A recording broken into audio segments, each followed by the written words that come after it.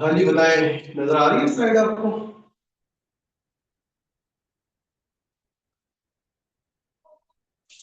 हाँ जी बताएं, मुझे चेयर ठीक हो गया। अब ये ग्रुप में भी शेयर किया है, यहाँ पर भी हम इसे देख लेते हैं। यहाँ पर मैंने थ्योरीज के जो बेसिक कॉन्सेप्ट है वो लिखे हैं, और साथ साथ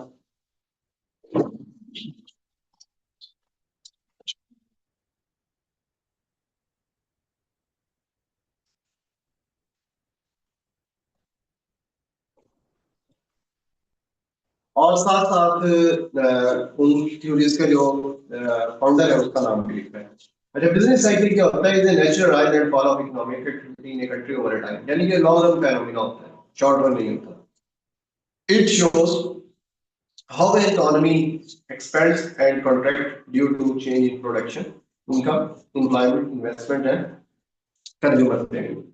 यानी कि इसमें जो सप्लाई साइड के फैक्टर हैं वो भी शामिल हैं, इनकम एंड एम्प्लॉयमेंट और investment, consumption, spending, aggregate demand, aggregate supply दोनों की तरफ से देखा जाता है। कुछ इकोनॉमिस्ट कहते हैं ये सप्लाई साइड शॉक्स की वजह से आती है, और कुछ कहते हैं कि ये डिमांड साइड की वजह से आती है।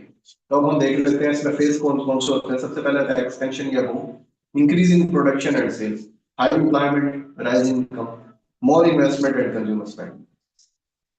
कॉन्ट्रैक्शन में क्या होता है कि अब आप बूम एक्सपेंशन या बूम से पीक पे जाने के बाद रिसेशन में जाना शुरू होता है। इसमें क्या होता है कि प्रोडक्शन आपकी डिक्लाइन होना शुरू हो जाती है और डिमांड कम होती है, अनइम्प्लॉयमेंट बढ़ना शुरू हो जाती है, इनकम और इन्वेस्टमेंट डिक्रीज होना शुरू हो जाता है। ये कम होती होती है अपनी लोएस्ट पॉइंट पर चली जाती है। ठीक हो गया, जिसे हम थ्रो या डिप्रेशन या स्लम्प कहते हैं। Lowest level of economic activity होती है, very low output and employment, यानी कि ये बिल्कुल एक्सट्रीम पे चला जाता है नीचे हम पेड़ से। Very low output and employment, economic prepare to recovery. तो इसमें रिकवरी के इससे नीचे पॉसिबल नहीं है, यानी कि अगर हम इसको देखें तो ये इस तरीके के होते हैं हमारे पास। ये हमारे पास ये लॉन्ग रन फेनोमिना है। यहाँ पर हम टाइम ले लेते हैं और यहाँ पर आउटपुट ले लेते हैं। तो with the passage of time output के अंदर जो फ्लक्चुएशन आते हैं, ठीक है, यहाँ पर ये पीक होता है, जिसे हम बूम भी कह सकते हैं। तो इसके बाद अल्टीमेटली इकोनॉमी ने इधर नीचे की तरफ जाना होता है। जब यहाँ पर रिसोर्सेज फुल यूटिलाइज होना शुरू हो जाते हैं तो एक टाइम ऐसा आता है कि यहाँ से जब नीचे जा रहे हैं तो इसकी मुख्तलिफ इकोनॉमिस्ट मुख्तलिफ रीजन देते हैं, मुख्तलिफ उन्होंने थ्योरीज पेश की हैं, वो हम देखते हैं कि वो क्या है। अच्छा, तो यहाँ पर ये सेकंड, ये फर्स्ट, सपोज इसे फर्स्ट फेज कह रहे हैं, ये हम रिसेशन में चले जाएंगे तो ये मिनिमम पॉइंट जब आएगा यहाँ पर, ये मिनिमम, ठीक है, ये थ्री, ये क्या हो जाएगा, ये आपका डिप्रेशन हो जाएगा। फिर आपके मैक्सिमम जो रिसोर्सेज है वो अनयूटिलाइज हो जाएंगे, वेजेस जो प्राइसेस है फैक्टर प्रोडक्शन की वो कम होना शुरू हो जाती हैं। तो फिर यहाँ से दोबारा आप रिकवरी की तरफ, फोर की तरफ, ये रिकवरी की तरफ, ठीक है। Sometime due to expansion, gradual increase in economic activity, employment, investment start rising again. तो ये जो है इसके फोर फेज जो भी हमने देखे हैं, इन्हीं को हम डिस्कस करेंगे कि लॉन्ग रन में with the passage of time हम देखते हैं जैसे 1930 में डिप्रेशन आ गया, फिर 1970 की बात करते हैं, फिर हम उसकी 2009 का जो फाइनेंशियल क्राइसिस आया उसकी बात करते हैं। तो हम देखते हैं कि हर 30-40 साल बाद जो इकोनॉमी है वो अपनी लोएस्ट पॉइंट के ऊपर चली जाती है ओवरऑल। और ये क्यों जाती है, क्या इसके रीजंस हैं? डिमांड साइड है, सप्लाई साइड है। तो जो मुख्तलिफ इकोनॉमिस्ट ने मुख्तलिफ इनकी थ्योरी एक्सप्लेन किया उनको हम देखते हैं। सबसे पहले है sun spots theory. The sun spots theory state that natural phenomena like a sun spots, यानी कि सूरज के धब्बे, इफेक्ट्स वेदर कंडीशन, ये वेदर कंडीशन को इफेक्ट करते हैं, which is which in turn influence agriculture output, जो कि एग्रीकल्चर आउटपुट को इफेक्ट्स करते हैं। जितना मैंने फिजियो ग्रेड्स आपको बताए थे, जितना जेबी से है सप्लाई ग्रेड्स ऑन डिमांड उनका है, और जो वो है इनविजिबल हैंड थ्योरीज के बारे में उन्होंने बताया। तो इसी तरीके से सन स्पॉट थ्योरी है, ये सप्लाई साइड की थ्योरी है। एग्रीकल्चर आउटपुट ये कहता है कि कुदरती तौर पर जो सूरज सन स्पॉट्स की वजह से जो वेदर है वो वेदर कंडीशन चेंज होती है, और जो एग्रीकल्चर आउटपुट है वो चेंज होती है। यानी कि दूसरी साइड बात पर ये सप्लाई की बात कर रहा है कि आउटपुट कम होती है।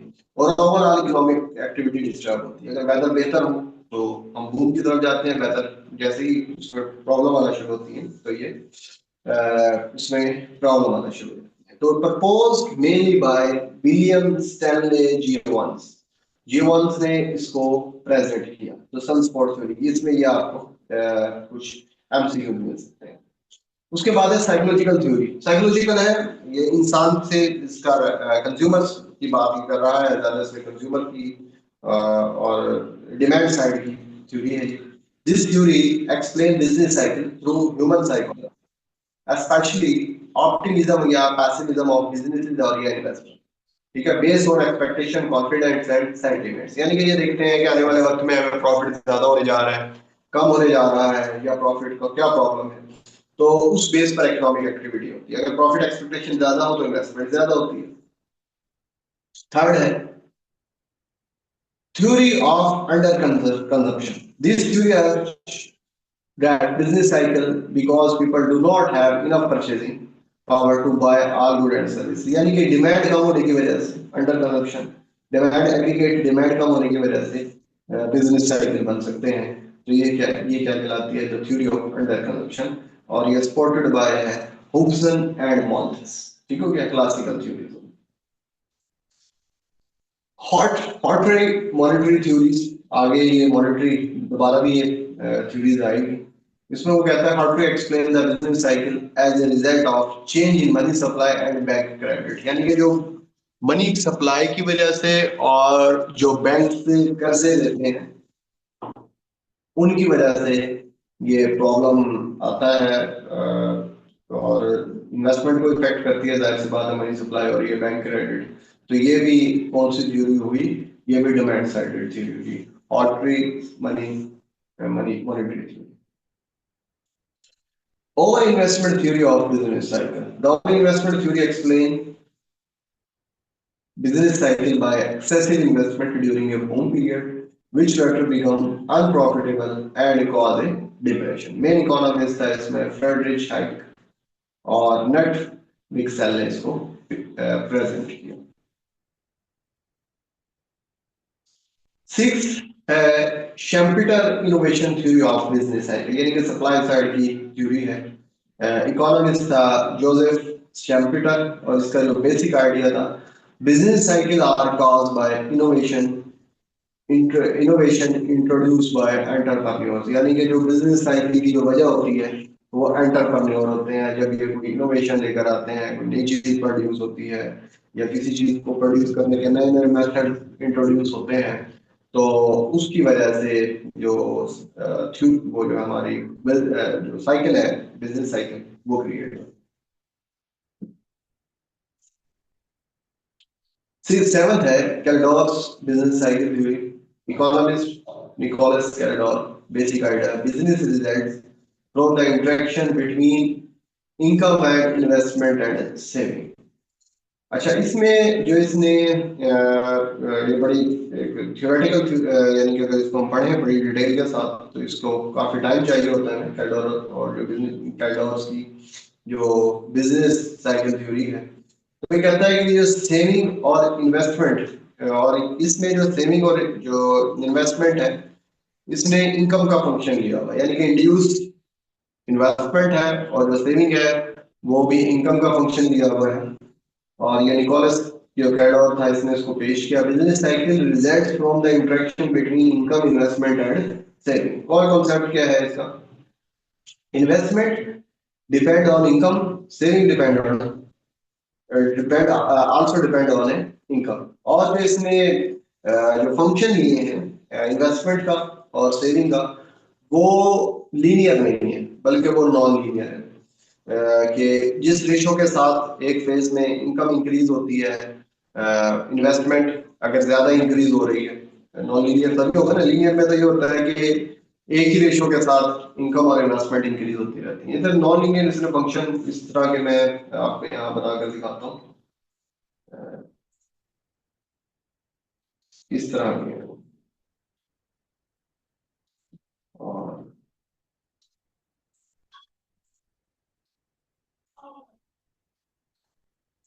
ठीक हो गया, लाइक इन्वेस्टमेंट एंड सेविंग। तो अगर हम इसके ऊपर ड्रॉ करें मुख्तलिफ ये इनकम सेविंग, अगर यहाँ पर हम देखते हैं कि इनकम में इजाफा हुआ ये सेविंग, और कुछ पॉइंट इसमें ऐसे भी हैं यहाँ पर ये देखें अगर, तो ये इनकम में तो इजाफा हो रहा है पर सेविंग में इतना इजाफा नहीं हो रहा है। इसी तरह से इन्वेस्टमेंट की तो नॉन लीनियर बनाने की वजह बात ही यही है कि सारे का सारा जो इन्वेस्टमेंट जो इनकम के ऊपर और सेविंग इनकम के पर डिपेंड कर रही है वो एक रेशो के साथ नहीं हो रही। तो इन्हीं इन्हीं चीजों को इन्हीं को वो कहता है but investment fluctuate more than saving. जो इन्वेस्टमेंट है वो ज्यादा फ्लक्चुएट करती है सेविंग से। This mismatch create a cycle. जिस तरह कि अभी मैंने आपको डायग्राम बनाकर दिखाई, एक सैंपल डायग्राम, क्योंकि मुकम्मल कंप्लीट थ्योरी में आपको नहीं करवाई है, तो इससे आपको ये अंदाजा हो जाएगा कि किस तरीके से ये बेस्ट मैच होती है। अगर एमसीक्यूज आ जाए कि प्रेजेंट किसने की और ये सेविंग और इन्वेस्टमेंट है, सेविंग और इनकम, सेविंग और इन्वेस्टमेंट इनकम के ऊपर डिपेंड करती हैं, नॉन लीनियर फंक्शन होते हैं। और जो मिस मैच होता है इन्वेस्टमेंट का और सेविंग का, और जो इन्वेस्टमेंट है वो ज्यादा फ्लक्चुएट करती है सेविंग से इनकम के इंक्रीज होने की वजह से, तो वो बिजनेस साइकिल की रीजन बनती है। एट्थ थ्योरी है Samuelson multiplier accelerator interaction model. तो इसमें क्या है, मल्टीप्लायर में क्या होता है कि ऑटोनोमस इन्वेस्टमेंट के अंदर चेंजिंग आती है। ऑटोनोमस इन्वेस्टमेंट के अंदर जब चेंजिंग आती है तो मल्टीप्लायर की वजह से, एमपीसी की वजह से इनकम में चेंज आता है। अब इनकम में जब चेंज आता है, इनकम में चेंज आने का मतलब क्या है, एग्रीगेट डिमांड में चेंज आता है। ठीक हो गया। और जो एक्सीलेटर है वो इनकम में और जो कैपिटल है उसमें एक खास प्रोपोर्शन के साथ एक हमारे पास एक पैरामीटर आ जाता है जिसे हम क्या कहते हैं, एक्सेलरेशन एक्सेलरेशन पैरामीटर कहते हैं, जो ये शो करता है कि इनकम के इंक्रीज होने की वजह से अब आपकी इन्वेस्टमेंट कितनी इंक्रीज होगी। दूसरे लफ्जों में इंड्यूस इन्वेस्टमेंट की बात कर रहे हैं। तो simulation multiplier accelerator interaction model, इसके जो इकोनॉमिस्ट है पॉल सिम्युलेशन थे। Samuelson explained the trade cycle by combining Keynesian multiplier and accelerator principle. The interaction between multiplier and accelerator causes a cyclic fluctuation in income output and environment. Key concept क्या है इसमें? Multiplier show how initial change in investment lead to multiple change in income. यानी कि जो आपने investment किया autonomous, उसकी वजह से जो वो है इनकम में चेंज आएगी। अगर आपका एमपीसी हायर है तो मल्टीप्लायर इफेक्ट क्या होगा, स्ट्रॉन्गर होगा। इन द लॉन्ग रन जो आपका एमपीसी है वो तो हमने देखा कि वो कांस्टेंट रहता है, पर शॉर्ट रन के अंदर अगर नॉन लीनियर वो है हमारा कंजप्शन फंक्शन, जैसे कि मैंने कल सीरीज आपको पढ़ाई, तो उसमें एमपीसी की वैल्यूज को चेंज भी होती रहती है। Accelerator investment depend on the rate of change in income. यानी कि अब जो इन्वेस्टमेंट है, इंड्यूस इन्वेस्टमेंट की बात हो रही है, depend on the rate of change in income. यानी कि मल्टीप्लायर की वजह से, ऑटोनोमस इन्वेस्टमेंट की वजह से आपकी इनकम चेंज हो रही होगी। इनकम चेंज होने की वजह से आपकी इन्वेस्टमेंट चेंज हो रही है। हालांकि पहले क्या हुआ, इन्वेस्टमेंट चेंज हुई। पहले क्या हुआ है,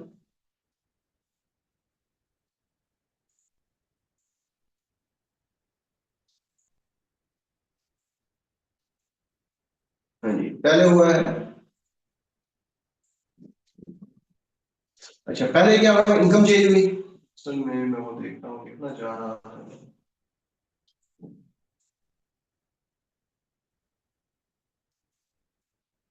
ठीक है वो, अच्छा पहले क्या हुआ, इन्वेस्टमेंट चेंज हुई, इन्वेस्टमेंट की वजह से इनकम चेंज हुई। अब इनकम चेंज होने की वजह से इन्वेस्टमेंट चेंज होगी, यानी रिड्यूस इन्वेस्टमेंट जिसे हम कह रहे हैं। तो इन दोनों के कोऑर्डिनेशन से, इनकम के और एक्सीलेटर की वजह से तो हमारा बिजनेस साइकिल क्रिएट होता है। बीज है कैपिटल आउटपुट रेशियो, ये मैंने आपको पहले बता दिया है कि एक्सीलेटर की वैल्यू कैसे डिटरमाइन होती है। तो ये भी एमसीक्यू आ सकता है कि जो एक्सीलेटर की जो बी है, जो पैरामीटर है, वो कैसे डिटरमाइन होती है। Type of cycle explain by simulation. अगर आपकी मल्टीप्लायर की वैल्यू वीक है, यानी कि एमपीसी आपका कम है, और कैपिटल आउटपुट रेशियो ये है, तो जो आपकी जो टाइप ऑफ जो साइकिल है वो स्टेबल इनकम रहेगी। अगर मल्टीप्लायर स्ट्रॉन्ग है और एक्सीलेटर मॉडरेट तो डैम्प साइकिल होगी, यानी कि कन्वर्जेंट जिसे हम कहते हैं। स्ट्रॉन्ग अगर मल्टीप्लायर है और स्ट्रॉन्ग ही है तो जाहिर सी बात है पॉजिटिव इफेक्ट आएगा और आप बूम की तरफ जा रहे होंगे, एक्सक्लूसिव साइकिल होगी। बैलेंस हो अगर तो ये फिर हम इसको रेगुलर साइकिल कहते हैं। यानी कि जो अगर हम बिजनेस साइकिल को हम देखें तो कहीं जाकर जो वीकनेस है वो ज्यादा है, कहीं वीकनेस कम है, तो ये उसकी एक्सप्लेनेशन कर रहा है अपनी थ्योरी के। नाइन्थ है heat theory of business cycle. Economist J R. Hicks basic idea business cycle are caused interaction of multiplier and accelerator. जो अभी कैल्डोर की हमने थ्योरी पढ़ी है ये ऊपर, इसी की एक्सटेंशन है ये।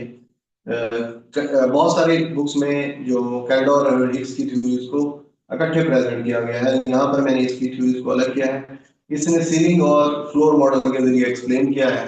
इसने कहा कि जहाँ पर रिसोर्सेज मैक्सिमम यूटिलाइज हो सकते हैं वो बिजनेस साइकिल का एक सील पॉइंट होता है, और जो डिप्रेशन है उसका फ्लोर एक मिनिमम पॉइंट, एक हद होती है, उससे नीचे ये नहीं जाता। GR Hicks basic idea business cycle are caused by the interaction of multiplier and accelerator, but cycle are limited by ceiling and floor। ठीक हो गया? अगर ceiling and floor का लफ्ज जो यूज किया वो GR Hicks ने किया। की कंसेप्ट क्या है इसमें? Multiplier and accelerator interaction, expansion start due to increase in autonomous investment, multiplier rise, accelerator increase induced investment। Ceiling maximum limit of expansion, cost to employment, limited resources, floor minimum limit of contraction। caused by autonomous investment की वजह से होती है, replacement investment की वजह से होती है, नीड एप्रिसिएशन जिसे कहते हैं, और गवर्नमेंट स्पेंडिंग की वजह से ये साइकिल क्या होते हैं? जनरेट होते हैं। 10th पे आ जाता है Keynesian theory of business cycle. तो जाहिर सी बात है केन्स को हम डिमांड साइड इकोनॉमिस्ट कहते हैं, फिस्कलिस्ट कहते हैं। तो यहाँ पर जो फ्लक्चुएशन आती है वो एग्रीगेट डिमांड की वजह से ही आती है। जॉन मैनर्ड केन्स इकोनॉमिस्ट है, इसने क्या कहा कि जो बिजनेस साइकिल है वो due to fluctuation of aggregate demand mainly caused by the change in investment. जैसे कि डिप्रेशन आया 1930 का, तो इसने क्या कहा था कि इन्वेस्टमेंट वाला जो फैक्टर है वो बहुत कम हो गया, इस वजह से डिप्रेशन आ गया। अब हमने उसको बहाल करना है इकोनॉमी को, तो गवर्नमेंट को एक्सपेंडिचर करने पड़ेंगे, तो इस वजह से इसको फिस्कलिस्ट भी कहा जाता है। तो केन्स के मुताबिक जो बिजनेस साइकिल जो बनते हैं वो एग्रीगेट डिमांड में कमी की वजह से बनते हैं, और जो इन्वेस्टमेंट है वो वोलेटाइल इसका फैक्टर होता है एग्रीगेट डिमांड का, ये चेंज होने की वजह से बिजनेस साइकिल। की कॉन्सेप्ट क्या है? Effective demand output depend on aggregate demand, यानी कि जो है employ when demand falls output and employment fall. Marginal efficiency of capital expected rate of profit on investment, यानी कि जब हम इन्वेस्टमेंट कर रहे होते हैं तो उसमें मार्जिनल एफिशिएंसी ऑफ कैपिटल को देखते हैं। ये क्या होता है? एक्सपेक्टेड प्रॉफिट होता है। अगर एक्सपेक्टेड प्रॉफिट कम हो तो जाहिर सी बात है लोग इन्वेस्टमेंट नहीं करेंगे, प्राइवेट सेक्टर तो नहीं करेगा, तो फिर ये क्या करता है? गवर्नमेंट को आना चाहिए। हाँ जी, change in MBC cause investment fluctuation. जब एमबीसी, यानी कि एमबीसी का मतलब इधर क्या है? Profit, expected profit. जब एक्सपेक्टेड प्रॉफिट कम होगा तो कौन इन्वेस्टमेंट करेगा? तो वो ये कहता है कि एमबीसी है यही रीजन बनता है असल में जो प्रोड्यूसर को अट्रैक्शन होती है कि प्रॉफिट मेरा कम है या ज्यादा है, वही उसके लिए मोटिव होता है जिसको देखकर वो इन्वेस्टमेंट कर रहा है। हाँ जी, monetary theory of business cycle के सेकंड नंबर पर भी हम पढ़ चुके हैं। इसमें आर्विन फिशर, ठीक हो गया, Fisher quantity theory of money, और मिल्टन फ्रीडमैन जिसे हम मॉनेटारिस्ट कहते हैं, इसको नोबेल प्राइज भी है 1976 में, मैंने आपको बताया। रॉल्फ हार्ट्री के ऊपर हमने पढ़ा। बेसिक आइडिया क्या है? Business cycle are caused by the change in money supply and credit condition. इसमें की कॉन्सेप्ट क्या है? क्रेडिटिंग एक्सपेंशन और इजी क्रेडिट। अगर आप लो रेट ऑफ इंटरेस्ट कर दें तो इकोनॉमी बूम की तरफ जाती है, इन्वेस्टमेंट इंकरेज होती है, इकोनॉमिक एक्टिविटी एक्सपेंड होती है। और अगर क्रेडिट कंट्रैक्शन है तो यही है rule of banks. Banks create credit, bank policy strongly effect the economic activity. यानी कि जो आपका सेंट्रल बैंक है, जो आपका फेड है, वो इफेक्ट करता है आपकी इकोनॉमिक एक्टिविटीज को और ये बिजनेस साइकिल। हाँ जी, लास्ट पर है real business cycle theory.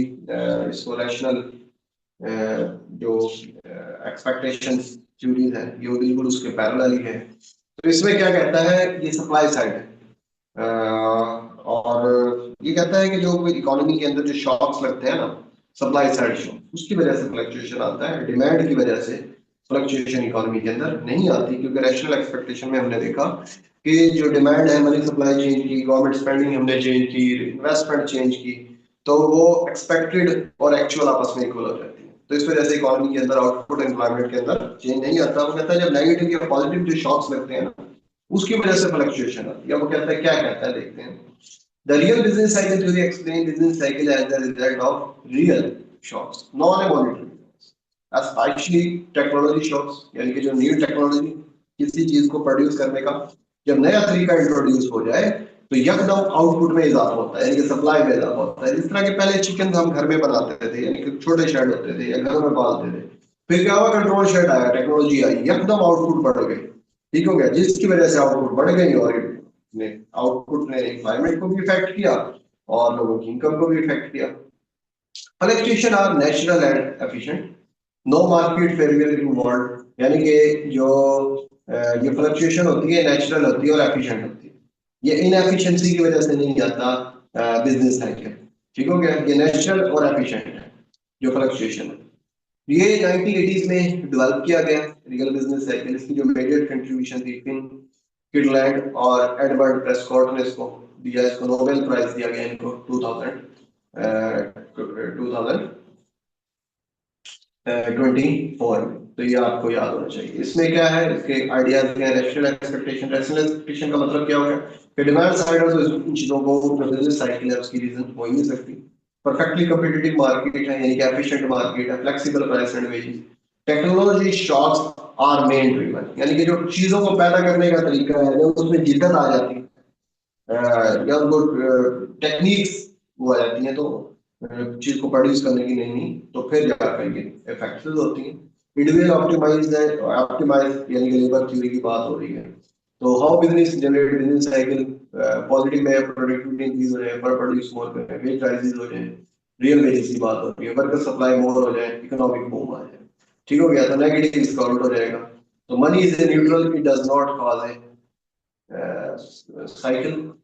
Role of government policy, government intervention is unnecessary or yeah, harmful. वो कहता है इसकी ये unnecessary है, economy naturally return to equilibrium.